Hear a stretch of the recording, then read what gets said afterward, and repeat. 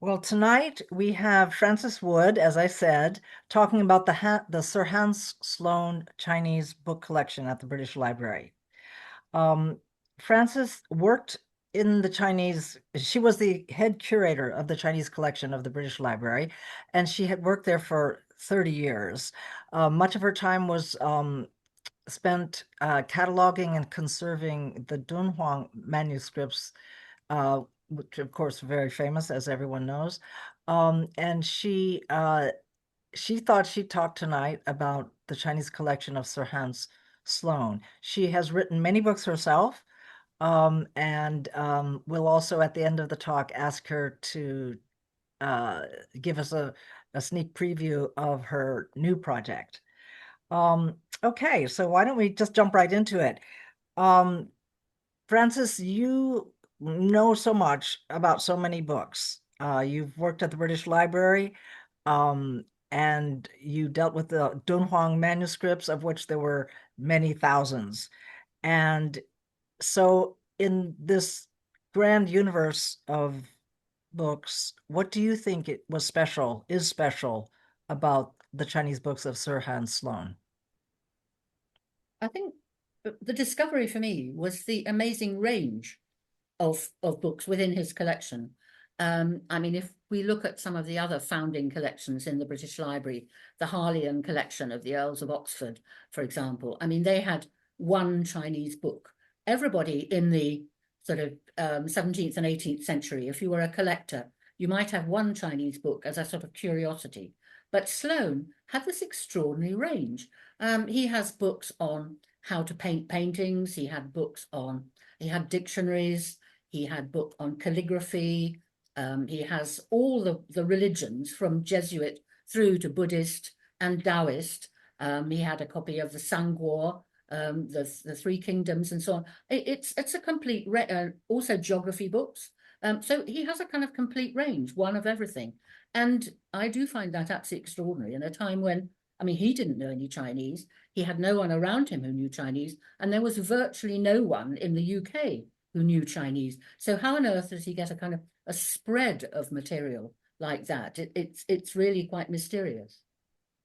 Do you have any clues about how he did it? I mean, one thing that struck me is that he did like to himself collect the collections that other collectors had collected. So was that one of the ways that he acquired like vast treasures? I mean, there were massive number of artifacts and books that he collected. Yes, I think there's one kind of quite key point which links into the East India Company and to other collectors that there was a doctor in the East India Company, James Cunningham, who died in the early 1700s, and there are a few letters to him from him to Sloane in the Sloane collection. One is written, it's from Joshan, where he was serving as a doctor, and it's quite interesting because it's dated February, and he puts 1701/2 because he's aware that it's Chinese New Year. So is it last year or is it this year? He's kind of got the two calendars together.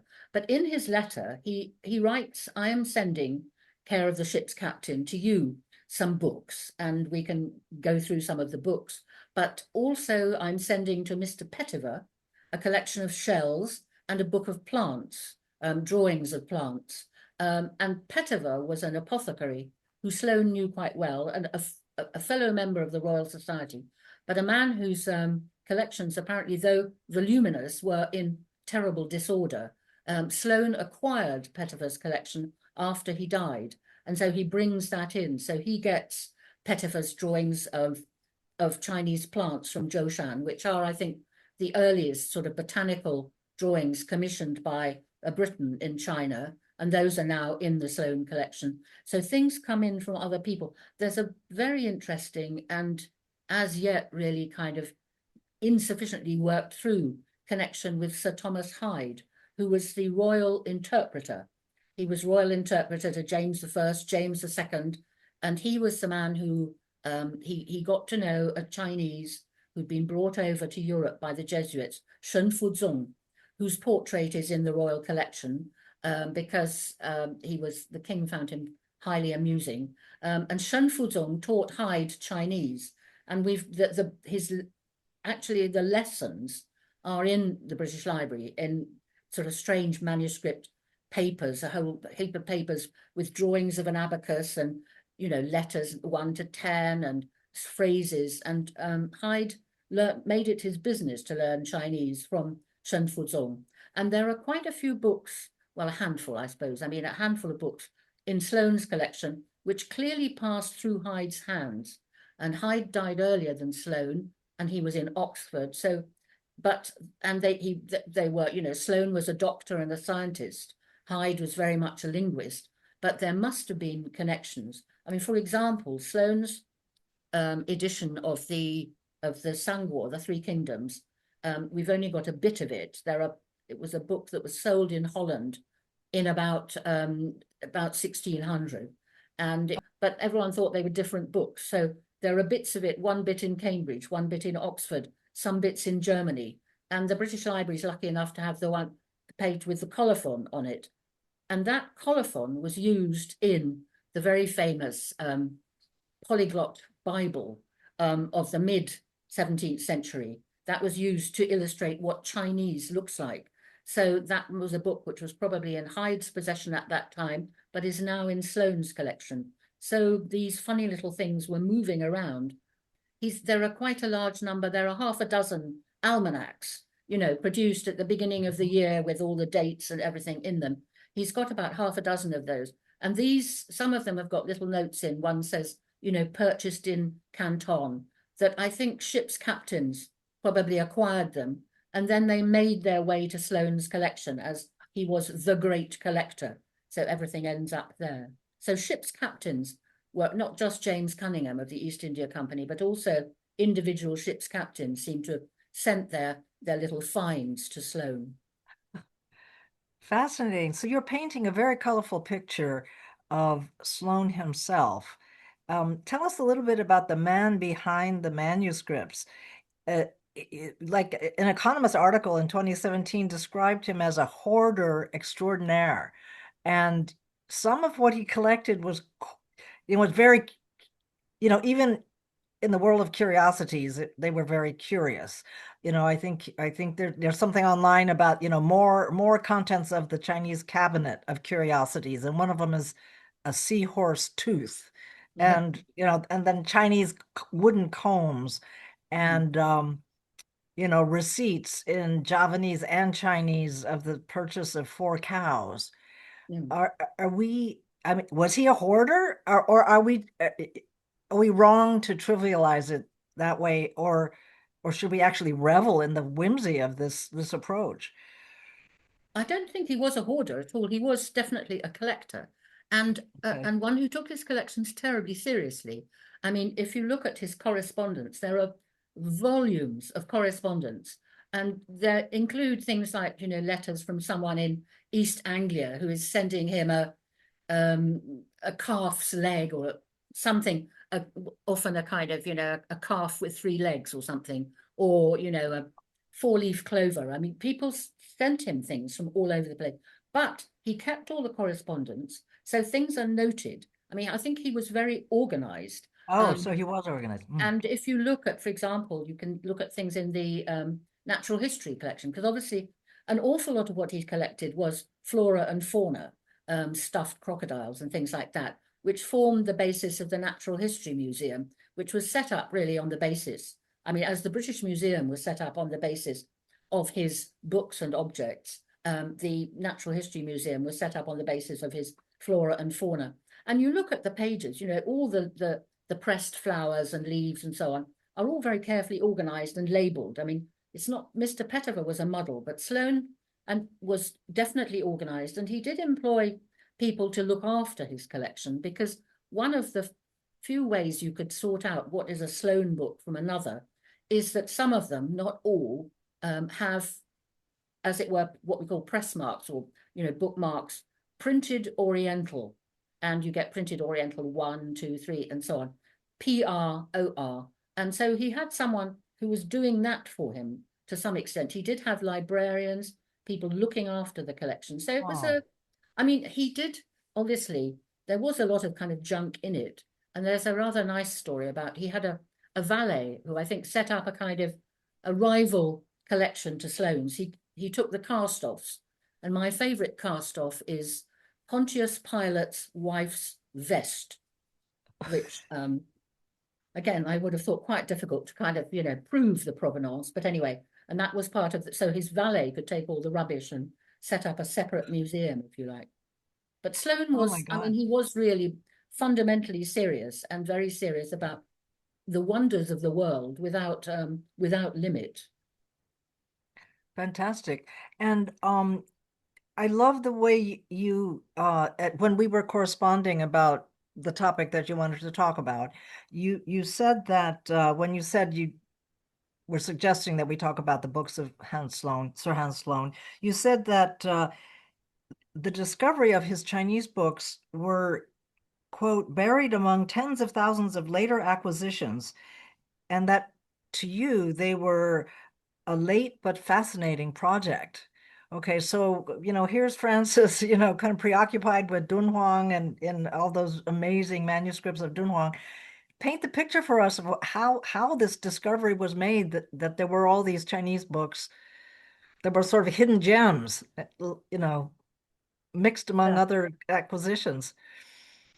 Yes, it's a rather, well, it's a, rather shameful to admit, I suppose, that the British Museum, but that's where the British Library springs from, but the British Museum in its early days, from 1753 onwards, when they got Oriental books, they just seemed to have put them in a box and waited and hoped and prayed that someone would come by and tell them what they were.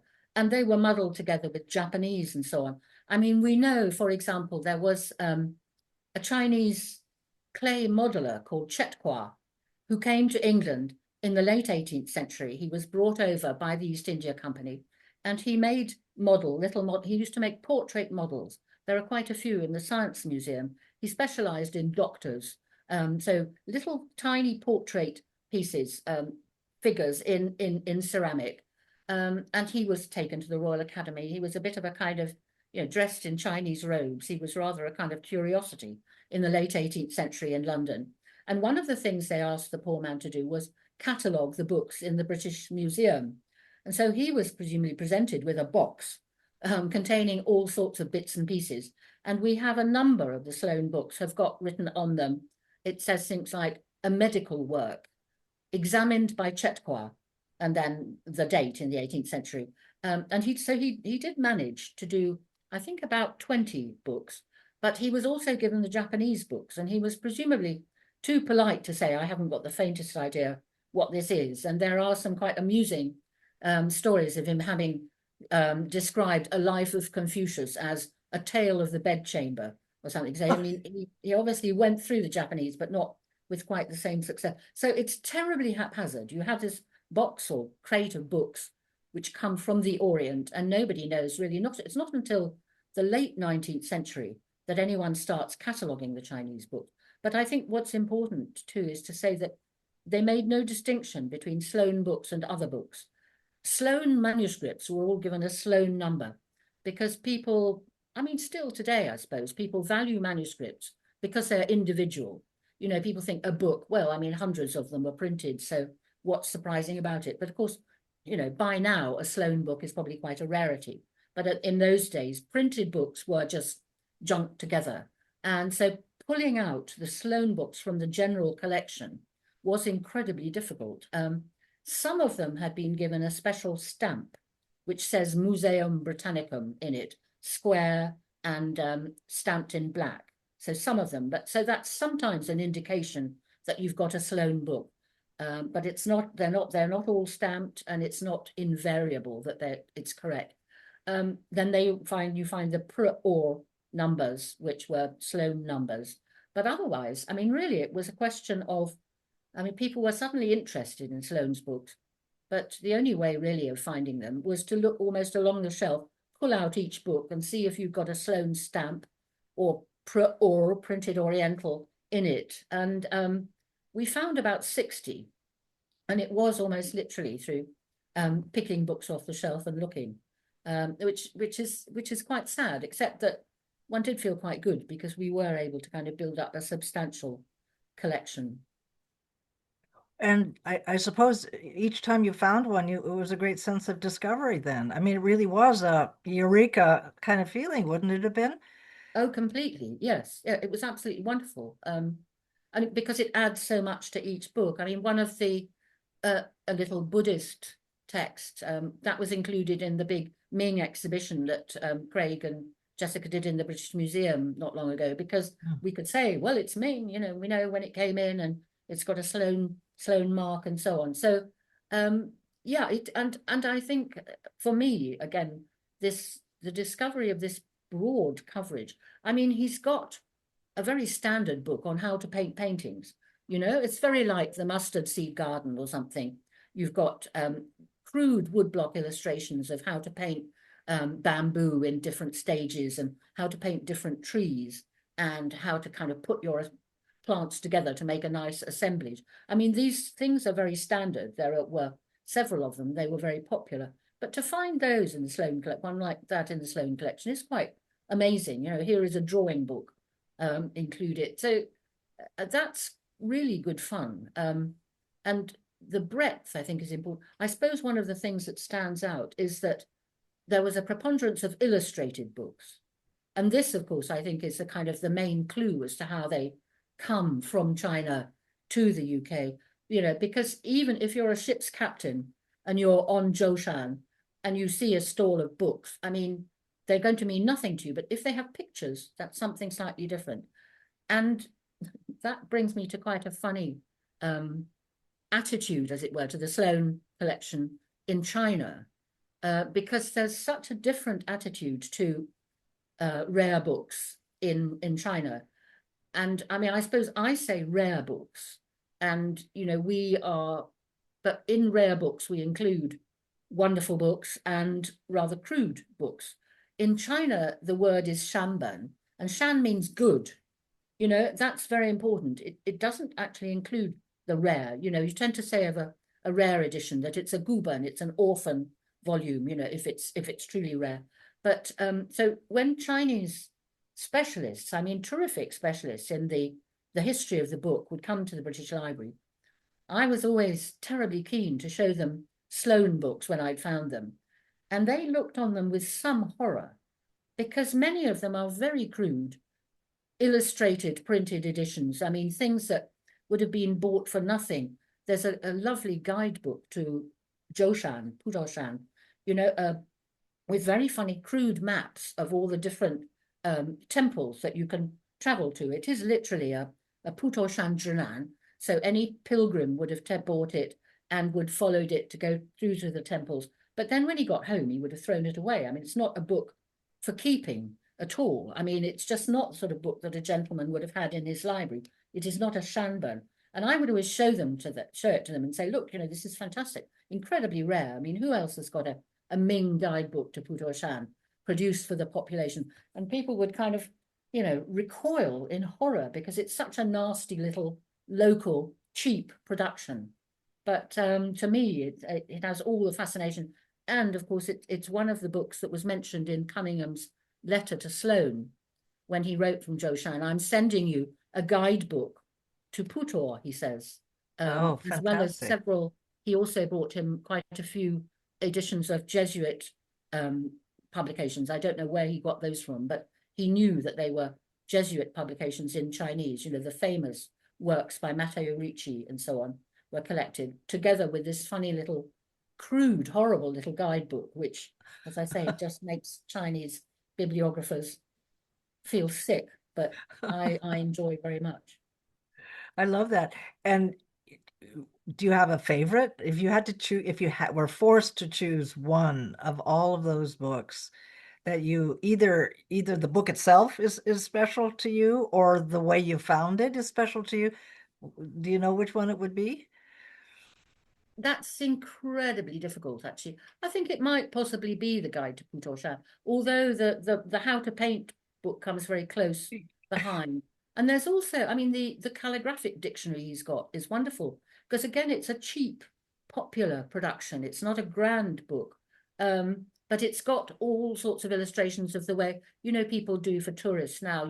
They'll write your name out in bird characters or fish characters and so on, and those are all Mhm. in there. I suppose it is that kind of the fact that he inadvertently has collected a book that tells you far more sort of sociologically about China in the late Ming and early Qing than all the kind of grand Confucian editions. I mean, the Bodleian has got a much better collection in the sense of Shanban, good books, than the British libraries. But they don't have any of the life or interest or amusement, really, of these little popular books that the British Library ended up by chance specializing in. Yes, you're painting a very vibrant and dynamic picture of all these collections. And would in your mind, this attitude of Chinese aficionados of rare books, the difference, do you think they're missing something? Because you see the same attitude in architecture as well. Um, there seems to be a very prevalent attitude that if it's imperial, okay, it's worth Mm. saving, it's worth preserving, it's worth admiring and showing and all that. But if it's vernacular, even if it's equally old and even if it's even rarer than something imperial, there's a slight, oh, it's just that, it's just an ordinary person something. Um, especially with the architecture, I'm not an expert on books, but with architecture, I think they're missing an awful lot when they take that attitude. Oh, yes, And obviously, yeah. I agree completely. I mean, I think, well, it depends. I mean, I suppose there are, younger people or whatever. It's a question of how you look at history, isn't it? Again, that in the West, I mean, we sometimes go almost a little too far now towards ignoring the grand and taking only the subaltern, the works produced by for the poor. I think, I mean, there was a time when, for example, the Percival David collection of Chinese ceramics, when it was held in the School of Oriental Studies, it was rather looked down on because it was imperial. Oh, we know all that stuff. It's just grand stuff. So you can go a little too far both ways. I mean, either way, really. Um, but I think, and I suppose, yeah, I think there should be room, obviously, for everything, and the question of what you can learn from things, different things at different levels, and what permeates down from the imperial to the popular is very interesting. But it is, yeah, the way people look at history has varied. I mean, you get fashions for different approaches, and yes, I would hope to include the popular, the vulgar, the cheap, the nasty. Wonderful. And obviously I don't know that much about Hans Sloane's books in the British Library, but I did notice from some of the catalogs that are available online, there were lots of receipts in there as well. Like okay, yes, I agree myself. I love the popular and the vernacular, but like a receipt for the purchase of 4 cows. What aside from its great age, what does one do with that? Well, I think yes, I think there is. It's interesting actually that you pick on receipts because not so. I mean, Sloane, yes, but even if in some of the other founding collections, I think the Harleian one, you get find little books of receipts that I think, well, Oh, people have just picked them up thinking it's writing. It must be important, oh, and oh, yet, I see. and I remember a colleague puzzling for ages over one, very early entrant into the British Museum, stroke British Library collection. And it was interesting because it was a silk merchant in Ningbo. And he felt, actually you could probably get an awful lot of information about silk in Ningbo in the Ming, from these books. But they were picked up, I'm sure, people thinking, oh, it's writing. It must be, it must be the works of Confucius or something like that. And these things come in as curiosities. I mean, one of the things I think I put on the PowerPoint that people will eventually get probably is that I mean, you've got Sloane's books coming in 1753, including this box of kind of miscellaneous printed works.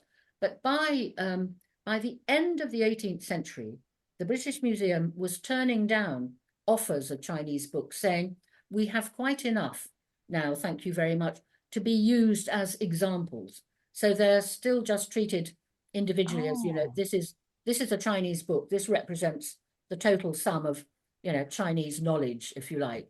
Examples is all what they were. And it's only more recently, obviously, that we've looked at them as examples of different things. But oh so, my gosh. Yeah. that's a kind of That's hangover from the cabinet of curiosities, that you only need one three-legged toad and you only need one coin from Damascus or whatever to make your cabinet. we're getting some questions, so why don't we start on that? And I will probably have another couple of questions for you myself as well. We've got a question from Joanna Burke. Frances, I'm finding your talk really fascinating. I'm wondering what you would say constitutes a collection. How would you define a collection? Sloane clearly deaccessioned, deciding what was junk and giving it to the valet. But the Droshan volume was clearly not intended to be in his collection, uh, just on his bookshelf and happened to be preserved. What would define a book collection rather Oh, than just a lot of books? um, I think, well, I think, of course, the difference, I think, is between the European and then the outside, that I think there is not so much in Sloane, because I think Sloane, the number of books he had, he wasn't content to have one as an example, a sample of Chinese book. He has all these extra ones, all these other ones, books on different subjects. For most people, probably one Chinese book was quite enough. That just shows you what Chinese is like. But and I think also with Sloane, I mean, his European collection was very fine. He had Gutenberg Bibles. He had, he knew what he was doing.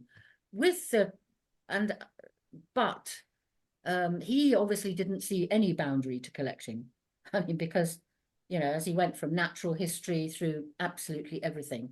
Um, Other people are much more particular, but I think the cabinet of curiosities kind of flavor does hang very much over the 17th and 18th century, well, and into the 19th. I always like I often show to Chinese people when they look at these kind of funny little things that we have.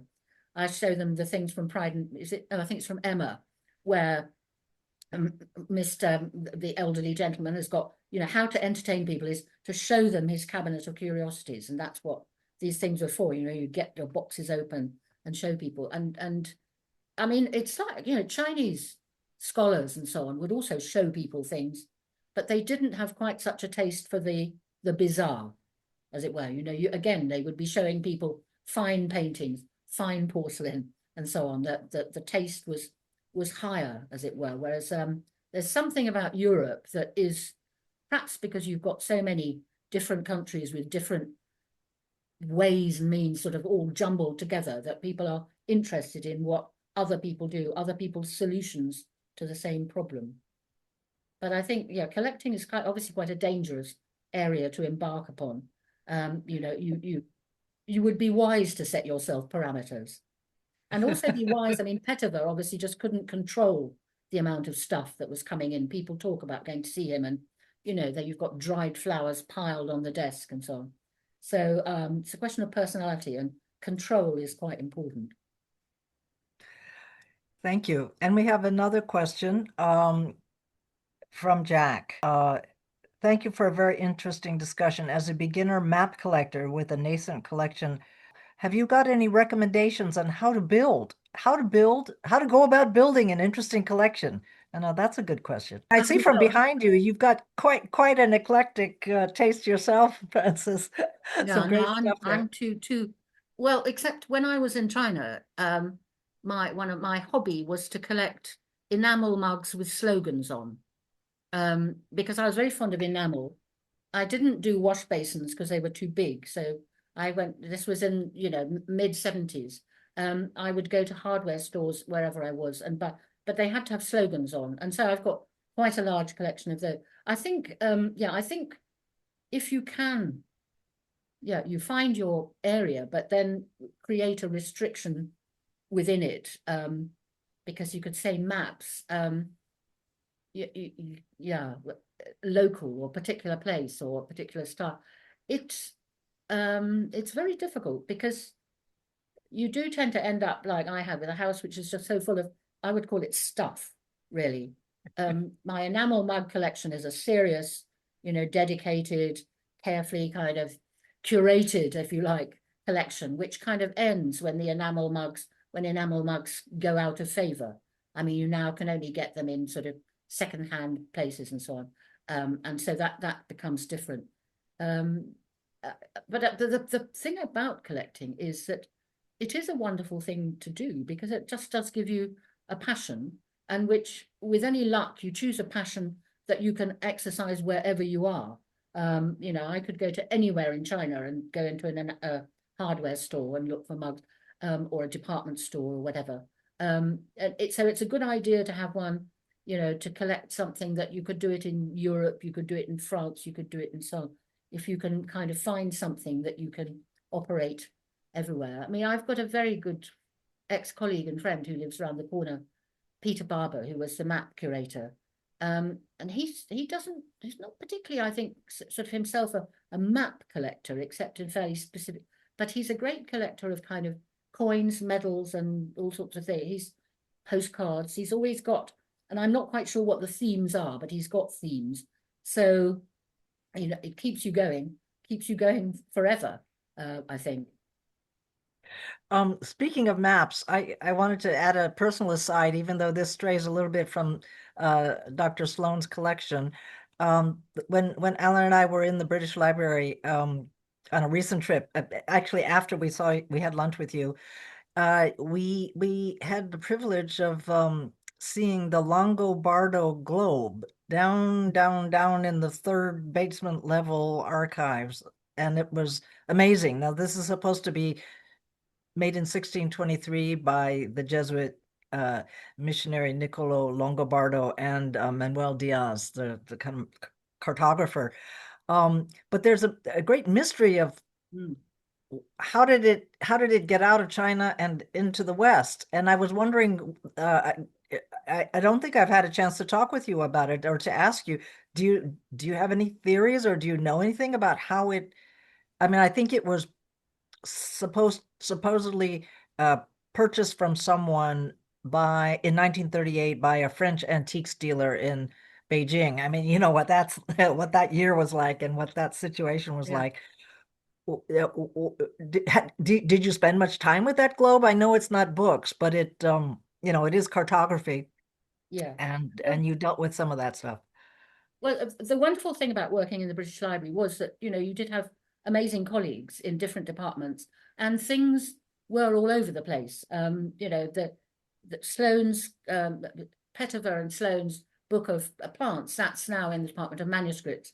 I kept trying to bring it gradually back into Chinese, but haven't succeeded so far. But and of course the globe and various maps are in the map collection, where colleagues were great, and one had very interesting discussion. And I remember, I mean, there's definitely a French connection, rumored.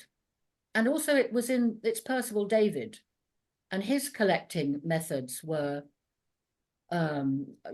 interesting. I think there's a new book on him coming out soon by Stacey Pearson, who was curator of the David collection for a long time. And that might shed some light. I remember the map collectors, they were asking, I looked through wherever I got a French connection, you'd see sales or people who were specialists in sales in France and so on. We were always following up leads, which never quite got anywhere. It remains tantalizing. I think, things remain to be found, because I think Lady David, the second Lady David, destroyed an awful lot of his receipts, probably for kind of tax reasons. I don't know. I mean, she was Oh, very damaging to the whole kind of story of how David collected stuff, oh which dear. bank it came from, so on. So yeah, yes, you get these kind of disasters that happen. But no, I think the globe remains to be explored. I don't know if they must have asked Stacey, but if not, I should tell Tom to get in touch with Stacey and see if there's anything extra there, because Yeah, it'd be sometimes the fat. globe gets forgotten. I remember it Yeah, came out to an exhibition in Berlin where we took things to. And the wonderful curator of maps then, Helen Wallace, she was absolutely smashing. She travelled out with it, and it was on the seat next to her with a ticket labelled Mr. Globe. Yes, I love that. So cute. That's amazing. Okay, so back to our primary topic here. Vivian asks, I'm enjoying this so much. Can we also please hear a little more about how Sloane got to be such a great collector? He was obviously rich and of the aristocracy, but who was he? Obviously he was a doctor, but yeah, that's a great question, especially, this whole idea of like, how do you become a collector? Um, and what approach do you take? I Yeah. think, yeah, he was from not a particularly wealthy background in Northern Ireland, but his family seemed to have acquired sort of patronage, and he was supported through medical studies. He did them in all the kind of fashionable places you did in France and Holland, and became a doctor. Was doctor to Queen Anne, George the First, and George the Second. I remember telling my mother that he was Queen Anne's doctor, and she said he must have been a terrible doctor. She had something like 15 children, none of whom survived. And I could Oh, say that he took over her medical care when she was way past childbearing, so he wasn't to blame for any of that. But one of the things I think that was important in his life was that he was appointed sort of medical director in Jamaica. This, of course, again brings us now towards the slavery question. And in Jamaica, I think it was in Jamaica that he really developed his collecting habit had begun, but he developed it there. And, because it was exotic things that he could collect, exotic plants and stuffed specimens of alligators, etc. And in Jamaica, he met his wife, who was the widow of a very, very rich planter. So that was the great thing. Sloane married an immensely rich woman. It's also interesting that they had 3 children. The son didn't survive, sadly, 2 daughters, and one of the daughters married Lord Cadogan. So, not only have you got Sloane Square, Sloane Street, but you got Cadogan, the Cadogan estate. So money seemed to kind of, as it were, flow towards Sloane. So he never had any problems about money, even though he was quite kind of canny, because his collection was sort of, well, semi-half donated to the nation. When he died, he wanted it to go to the nation to be seen by everybody. That was very important to him, that it should all be visible. But he insisted that it be sold, and it was sold for, I think, something like £200,000, which was about calculated to be about a third of its value. So the nation got a cheap but not entirely free bequest. And right. so then the thing was, yes, from Jamaica comes back to the UK, and then it becomes broadcast. It's known. Sloane collects everything, and so in flood these letters and specimen. The postman must have had an amazing time with delivering kind of 3-legged calves and specimens of God knows what. Yeah. And your talk has also attracted a number of your very big fans. So one of these is Michael Aldrich, who first opens up saying, Frances, I have adored your books for decades. Thanks for your scholarship and wit. And then he has a question. Did Sir Hans cooperate or correspond with any Amsterdam bibliophiles or publishers regarding the acquisition of Asian texts? As far as I know, not. No, but that's a very interesting question. And I will get back to people in the library and ask, because Sloane's correspondence is massive, but he didn't have, most of his sort of relationships with people about collecting and so on were within London and within the Royal Society. But I think you could find out, it would be findable, and I will make inquiries about that. I mean, for example, I told you about the Sangwar, which comes in through, it was sold in Holland, but that I think is just chance, because it didn't come straight into Sloane's collection. It was obviously in Hyde's collection and then moving about England, as it were. So it's quite complicated. But I will find out. Great. Thank you. And we have a question from May Holdsworth. Oh, Great to see you, May. She says, Melinda mentioned your next project, Francis. Can you say something about that, please? Yeah, let's hear about Chen Shi Ying, huh? Chen Xiying or Chen Yuan. Yes, well, Right. I mean, it's the most, you probably, some of you will know Ying Chinnery, who now lives in Beijing with Colin Chinnery, who runs the Sound Museum, her son, and she's an old friend. And her father is the great sort of key. Her father was sent over to England in 1943, between 43 and 46. He was sent over to England in a kind of swap with Joseph Needham. Joseph Needham was sent to China by the British Council to make contact, friendly contact with Chinese scientists. I mean, it's the middle of the war. I find it still utterly baffling, really. But I mean, it was a great thing to do, but it does seem a strange thing for the British Council to be concentrating on. Anyway, so Joseph Needham goes off to China, and you all kind of know he traveled around and wrote this Science Outpost book about making contact with Chinese scholars, scientists particularly, and sending back to London asking for kind of radar equipment and test tubes and things for them. But Chen Yuan then, or Chen Xiying, his full name, comes to London, and his kind of brief is to set up a Sino-British cultural centre.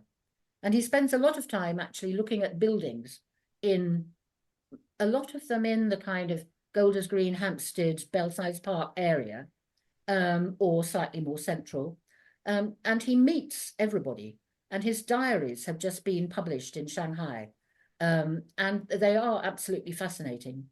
He meets all the kind of major sinologists. And I've just been reading them. And I think it would be great to do more with them. One of the things I've been trying to do, which I have been greatly enjoying, is looking at, he went to the theatre almost every night. So this is, I suppose, past the worst of the Blitz. And in London, by 1943, theatres were going. There were lots of raids still, and often things were cancelled. But he went to the theatre almost every day, and he wrote in his diary what he saw. And it did strike me that the British Library contains the National Sound Archive, which has a lot of recordings of ancient actors and ancient plays and all sorts, and that it would be quite nice to try and make something, a sort of radio version of, Chen Xiying goes to the theatre, what does he say about it? And here is what it sounded like. So I'm kind of working on that and just generally thinking of ways I can make his diaries more better known, because as I say, he's meeting Arthur Waley, he's meeting all the people who taught him at the LSE, Lasky, I mean, famous, he meets Bertrand Russell and has a rather hard time with Bertrand Russell, because his son is completely out of control and comes in and thwacks everybody with sticks and so on. So they're quite kind of lively account of London and Oxford, Cambridge and round and about in 43 to 46. I mean, he's a very nice man, you can gather from his diary, and very serious about what he tried to do but failed. In the end, he went to Paris as the first Chinese representative to UNESCO instead of actually setting up a cultural center. Ah, how fascinating. And I'm so glad you're focusing in on him because he's often eclipsed by his more well-known sensational perhaps wife. But A thing that's very nice about in the diaries is actually that, yes, though his wife had betrayed him, as it were, and behaved very badly, he's still in London. He's always looking for a job for her. He's speaking to people in Soho. She could come over and teach. He's trying to find her a way to get to London, and to be safe. So he's oh, thinking see, of her. this is so interesting. Yeah, so th how candid is he in his diaries? I mean, did he know that someone else was going to be reading them, this many years later? Or did he talk about his wife's, affair with Julian Bell and, I mean, does he talk about the sort of libertine attitudes in the Bloomsbury group and things like that of the time, or did that not make it into the diary? No, I mean, I think the diary was deliberately written, I think, to record this important journey, his task. Um, but it's very, I wouldn't say, I mean, it got everything in, everybody he meets and what he does and where he goes.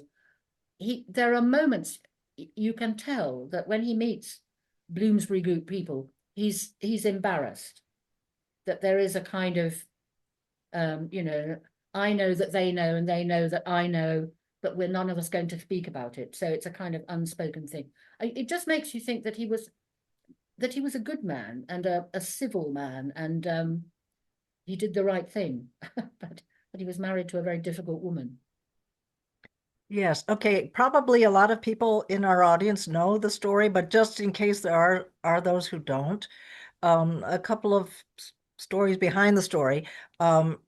Chun's wife, as many of you know, was Ling Shuhua, a famous writer, poet, literary figure, and she was friends with many Western writers, and she wound up having an affair with Julian Bell, who you know, who was in Wuhan University, Yes, he studying, right? teaching.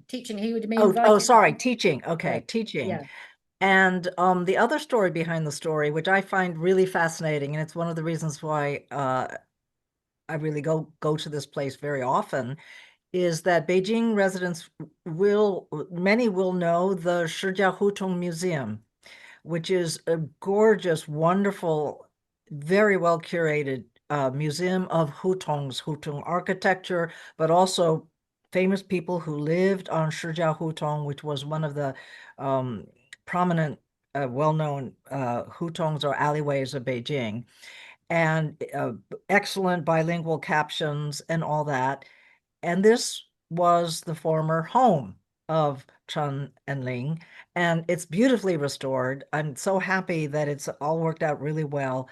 And if anyone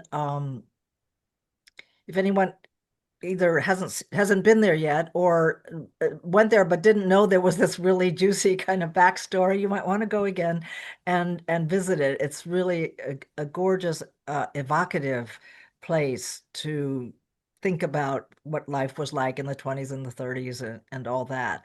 And I can't wait to read your book. So do you have a schedule? Do well, you no, not okay, yet, not okay. yet.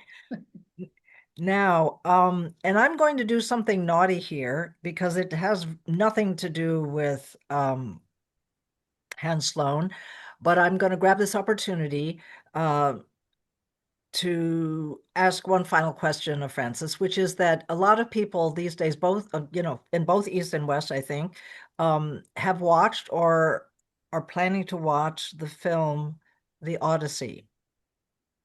And indeed, I must say, that I'm asking this question with the permission of Alan Babington Smith, who will be speaking with Dr. Jeremiah Jenny on the Odyssey, East and West perceptions a week from today. And the question I wanted to ask Frances is the women's perspective. One part of a lot of what people are talking about, about the film and about the various translations of the Odyssey is the fact that one of the more recent translations of the Odyssey uh, was by a woman, and apparently Christopher Nolan, the director of the film The Odyssey, was very inspired by that translation and credits her with, a lot of the energy that went into this project, even though after having seen the film, uh, Emily Wilson was quite critical of it and basically didn't like it at all. So my question for you, since you are a woman and you also have examined books from every direction and are a expert on you know books translation and all that, uh, how often does this controversy come into play with Chinese literature? Um, or with Western collectors of Chinese books. Does the woman's perspective uh, kind of color the collectability of a book, the popularity of translations for Chinese books? How do you see that whole situation? Because it has become controversial. Some people are accused of being politically correct, when they express their views on this controversy. And I was just sort of curious on how you perceive it. Well, I think it is a huge problem in the sense that, yes, half the world's population is so underrepresented in literature and everything. I mean, um, I, I I wrote a book called Great Books of China or something, for a man who was terribly politically correct and very well meaning. And I was selecting books, and he just wanted more by women.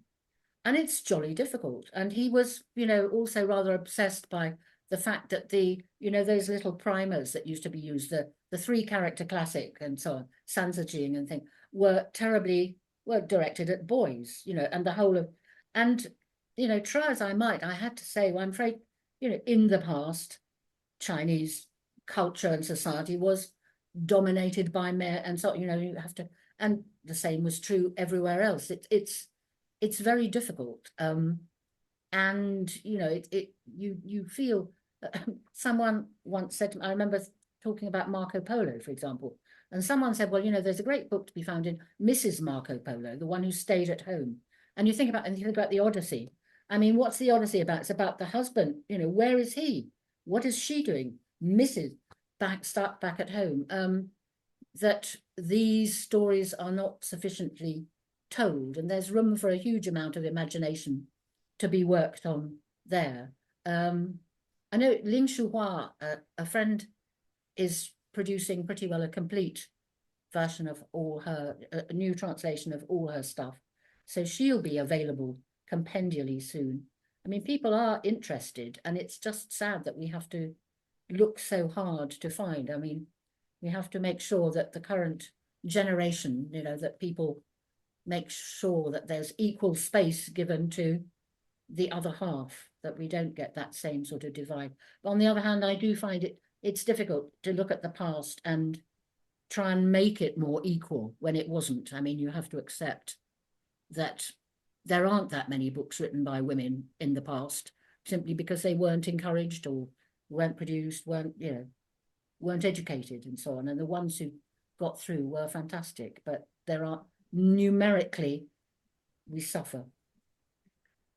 Yes, and I think I would be remiss if I didn't mention, while we're talking about controversies, you brought up you mentioned the slavery question, Oh yeah. and I think that's in reference to the fact that Sir Hans Sloane um, uh, represented a class of people who did have slaves, and a few years ago his statue was taken down at the British Library. Is that Mm. correct?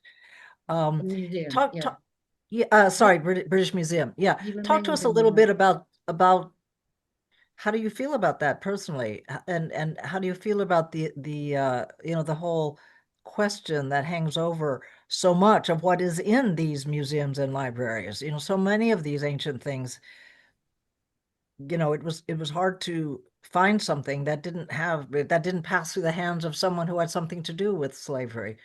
Yeah. What's your view about that? Yeah, so I mean, Sloane, as I say, his wife's money, and that was basically his money, came from plantation ownership and therefore from slavery. So there's no question. And it is ghastly. The thing that that it is difficult, the past is the past, and where we can make sensible reparation, I think we should, but it has to be sensible reparation. And so much has changed. It's like do you give the Benin bronzes back to Benin, or what is now, but what has changed, and how can we definitely prove these are descendants of, etc. It's awful. I mean, the main lesson should always, of course, be to learn to be better ourselves now, because we can't change the past. But it is important to freely acknowledge it. Although, again, in London, in England now, I mean, you can't go to an ancestral home and a National Trust house without being told that the staircase is made of mahogany, which might possibly have been cut down by slave. I mean, I think they now kind of find slavery in every corner where it wasn't necessarily the most important thing. So we should look at history coldly and acknowledge what happened in the past. But the business of kind of trying to restore is complicated. One of the things I love, I mean, that came in a book I helped Graham Earnshaw do, the Aeneas Anderson, the valet of McCartney. Valets, again, of course, very important people in history. And his story of walking through Canton with a small Negro boy that had been purchased by Lord Macartney on his way to China to serve as a page boy. And he's walking through Canton with this child and meets a shopkeeper in Canton who tells him in pidgin English, this is in 1790, it would be 1793. He says, oh, this shopkeeper says, in England, there is a man called William Wilberforce who is a great friend to the blacks, which I find absolutely incredible that a shopkeeper in Canton should know about William Wilberforce so early. So that there are interesting things about what is known of slavery and aspects to slavery, but obviously it's unspeakable. And buying a small child on your way to China is, again, pretty unthinkable. Amazing. Yeah, gosh. The curiosities of the past. Anyway, our time is almost up. Thank you so much, Frances. And I wanted to add one note that I should have mentioned earlier. Frances has a wonderful PowerPoint. Unfortunately, we weren't able to show it tonight due to a technical glitch. But since I have everyone's email addresses who logged in today, we'll get it to you that way. And if you have any questions, new questions that you didn't ask tonight, I think we went through quite a few of them, and I didn't see any others. But if you have any other questions, you can always email them to us, and we will pass them on to Frances. Frances is a regular both speaker and moderator and friend of RESBJ. Some of you will remember that the last time she spoke to us was to talk about the uh, the literary couple Chen Yuan and Ling Shuhua, love, libel, loss, and literature. And it's a great. I'll send around the link to that talk. It was a really great talk. Thank you so much, Frances. It was wonderful to see you. Everyone's thanking you. Thanks so much, and I will end the session now.